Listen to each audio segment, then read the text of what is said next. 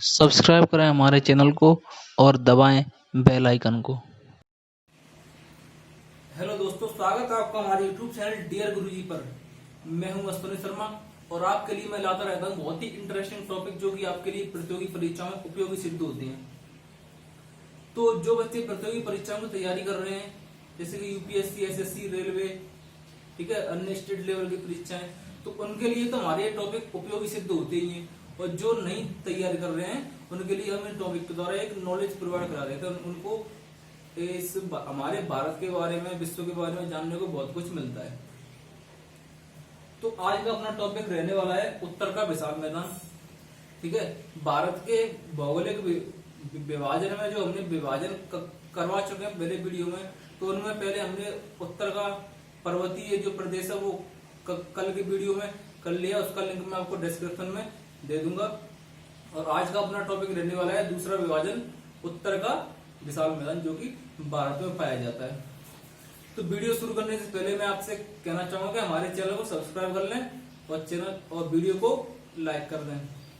ठीक है, और हो सके तो वीडियो को ज्यादा से ज्यादा शेयर करें। जो भी एजुकेशनल व्हाट्सएप ग्रुप है, जो भी सोशल मीडिया के ग्रुप्स हैं, उनमें वीडियो को शेयर कर दें।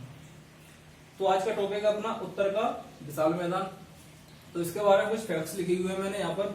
तो इसका क्षेत्रफल लगभग, जो उत्तर का विशाल मैदान है, इसका क्षेत्रफल 7 लाख किलोमीटर स्क्वायर में फैला हुआ है। ठीक है, कितने में? 7 लाख किलोमीटर स्क्वायर में इसका क्षेत्रफल है। इतने एरिया में ये फैला हुआ है।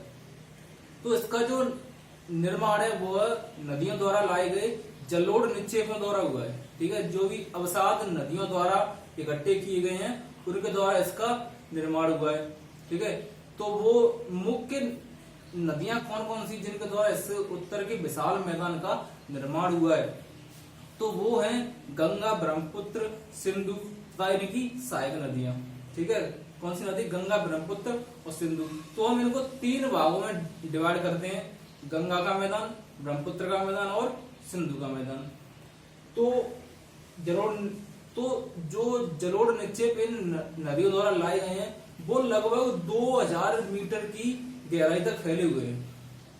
ठीक है, तो इनकी सहायक नदियों द्वारा निर्मित है और खुद इन्होंने भी इसका निर्माण किया है। जैसे कि सिंधु की सहायक नदियां झेलम, चिनाब, रावी, ब्यास, सतलज, जो कि पंजाब का निर्माण करती है। झेलम, चिनाब, रावी, ब्यास, सतलज, पंच नदी का निर्माण होता है। उसके बाद सिंधु में जाकर के मिल जाती है। कहां पर? पाकिस्तान में। तो गंगा, ब्रह्मपुत्र, सिंधु और इसकी सहायक नदियों द्वारा इसका निर्माण हुआ है। तो इस मैदान की चौड़ाई 150 से लेकर के 480 किलोमीटर तक है। लगभग 480 किलोमीटर तक यह फैला हुआ है। इस मैदान की जो अधिकतम चौड़ाई है वो कितनी? 150 से लेकर के 480 किलोमीटर तक। यार 150 किलोमीटर से लेकर के 480 किलोमीटर चौड़ाई में फैला हुआ है भारत के अंदर। और इसकी अधिकतम ऊंचाई है वो 185 मीटर है। एलिवेशन कितना है? 185 मीटर। ठीक है, इसका जो हाईएस्ट एलिवेशन पॉइंट है वो 185 मीटर है। ओके, अब यहाँ पर इन मैदानों का विभाजन अगर हम करें, इन मैदानों का हम करते हैं विभाजन, तो इन मैदानों को लगभग कितने भागों में बांटा गया है? 4 भागों में। ठीक है, राजस्थान के मैदान, सतलज के मैदान, गंगा के मैदान और ब्रह्मपुत्र के मैदान। ठीक है, तो भारत के अंदर ये 4 मैदान है, राजस्थान का मैदान, सतलज का मैदान, गंगा का मैदान और ब्रह्मपुत्र का मैदान। तो इन मैदानी भागों में अगर हम इन मैदानी भागों अगर अब इंडिया के मैप में देखा, तो इंडिया का मैप यहाँ पर ड्रॉ किया हुआ है, मैंने ऐसे ड्रॉ कर दिया है। तो राजस्थान के मैदान राजस्थान में, सतलज के मैदान पंजाब और जम्मू कश्मीर में फैले हुए हैं, और गंगा का मैदान यूपी, उत्तराखंड और हिमाचल, बिहार यहाँ तक फैला हुआ है, और इधर ब्रह्मपुत्र का मैदान पूर्वोत्तर में फैला हुआ है। तो ये होता है इन मैदानों का विभाजन। अब एक एक करके इन सबका अपन पोस्टमार्टम करेंगे। सबसे पहले पोस्टमार्टम करेंगे अपन राजस्थान के मैदान का। तो अपन पढ़ रहे थे राजस्थान के मैदान के बारे में। ठीक है, तो राजस्थान के मैदान के बारे में अगर हम बात करें इस मैदान के बारे में, तो यह मैदान अरावली के पश्चिम में स्थित है। जो अरावली पर्वतमाला है राजस्थान से गुजरात से लेकर के जो दिल्ली तक पाई जाती है। ठीक है, रायसीना हिल्स तक, गुजरात के पालनपुर से दिल्ली के रायसीना तक फैली हुई है ये अरावली पर्वतमाला। तो यह जो मैदान है राजस्थान मैदान अरावली पर्वतमाला के पश्चिमी भाग में स्थित है। ठीक है, अरावली अगर राजस्थान को डिवाइड करे, राजस्थान के अजमेर से होकर के निकलती है, तो यह अरावली के पश्चिमी भाग में यह मैदान स्थित है। तो इसका निर्माण कौन सी नदी द्वारा हुआ? तो राजस्थान के मैदान का निर्माण जो है वह लूनी नदी द्वारा हुआ। तो लूनी नदी इस मैदान की प्रमुख नदी है। यहाँ पर अर्ध शुष्क व शुष्क परिस्थितियां पाई जाती हैं। एक तरफ तो शुष्क परिस्थितियां और एक तरफ अर्ध शुष्क परिस्थितियां पाई जाती हैं। तो यहाँ पर शुष्क परिस्थितियां होने के कारण कुछ लवणीय झीलें पाई जाती हैं। ठीक है, खारे पानी की झीलें कुछ पाई जाती हैं। ठीक है, जिनमें सांबर झील फेमस झील है खारे पानी की। तो अगर हम भाग करें, इसका डिवाइडेशन करें हम, तो मरुस्थली और राजस्थान बागर दो भागों में बांटा गया है। बागर का मतलब होता है उपजाऊ भूमि। ठीक है, मरुस्थली का मतलब अनुपजाऊ भूमि। मरुस्थली का मतलब उपजाऊ भूमि नहीं है। तो मरुस्थली में कैसी परिस्थितियां होती हैं? शुष्क परिस्थितियां। और राजस्थान बागर में अर्ध शुष्क परिस्थितियां। ठीक है, तो यह अरावली पर्वतमाला के पश्चिमी भाग में यह मैदान पाया जाता है। कौन सा मैदान? राजस्थान का मैदान। ठीक है, अगर यहां से होकर के अरावली निकलती है, ये देखिए अरावली गुजरात से लेकर के और दिल्ली तक ये अरावली पर्वतमाला फैली हुई है। तो यह अरावली पर्वतमाला के पश्चिमी भाग में पाया जाता है। कौन सा मैदान? राजस्थान का मैदान। मैं कंसेप्ट समझा दूंगा, एक बार पढ़ लें, पूरा वीडियो देख लें आप।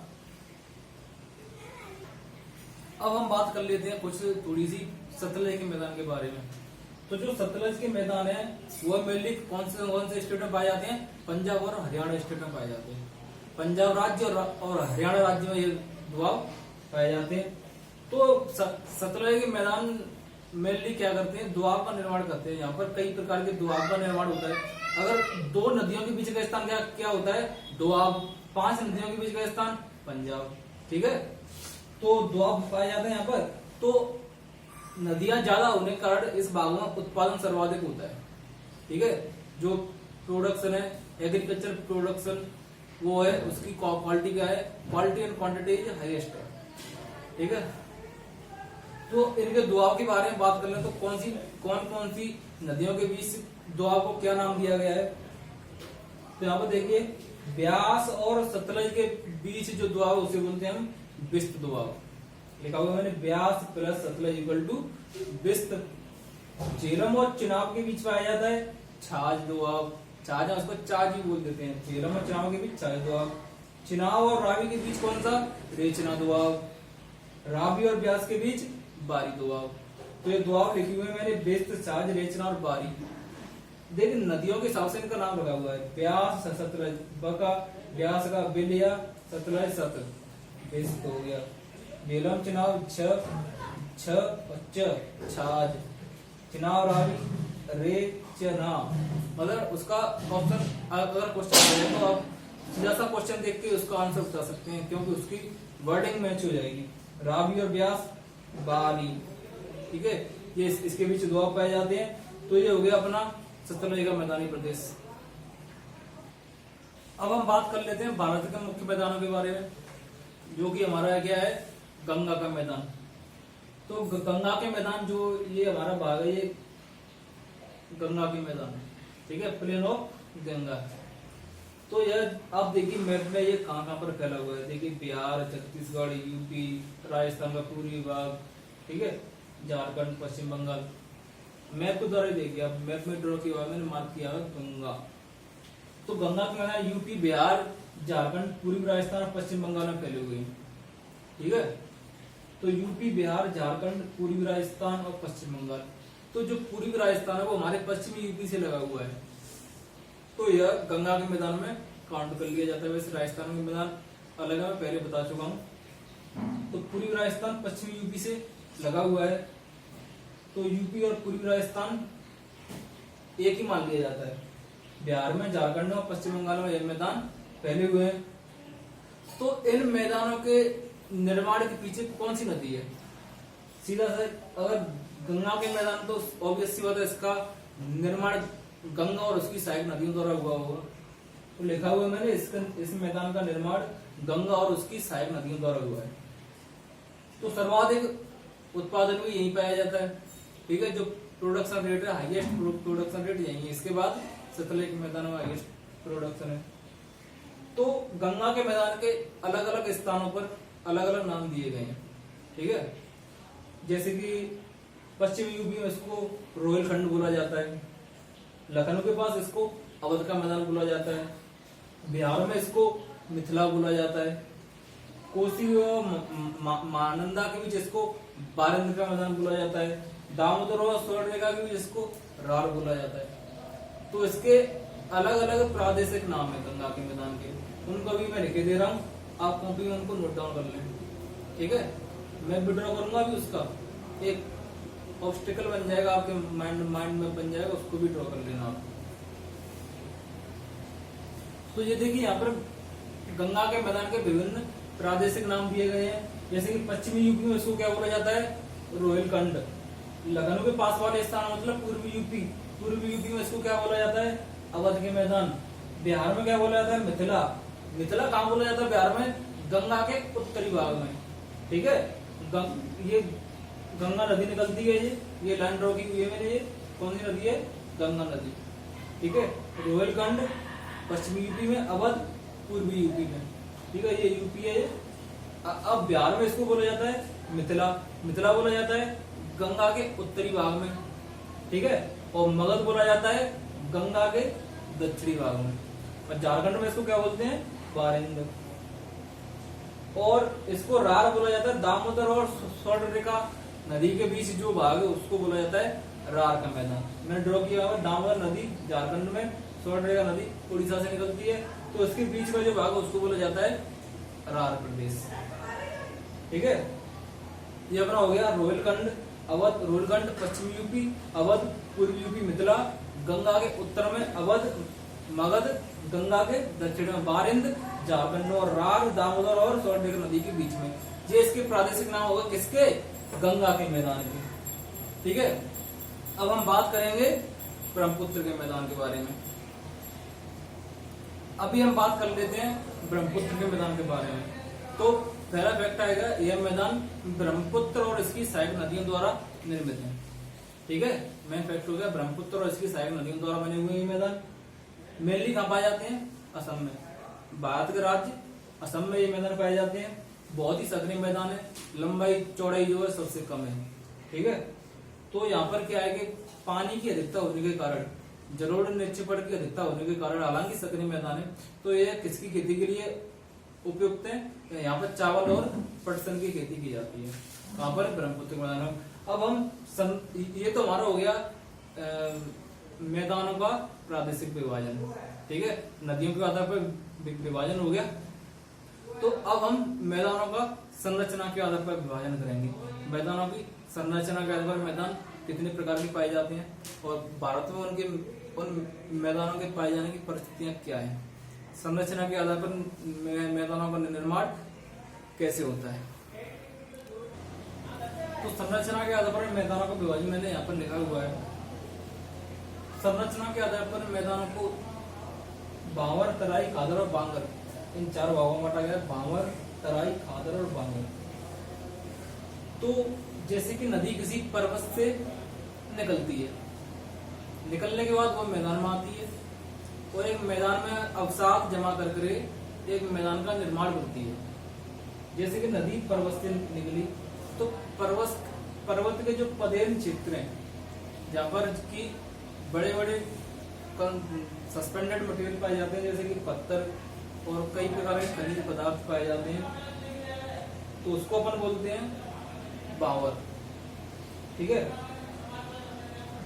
भावर से जो अगला भाग आता है, भावर से नीचे का स्थान, मैदानी प्रदेश में भावर से कंकड़ पत्थर के बाद का जो स्थान होता है उसको बोलते हैं तराई।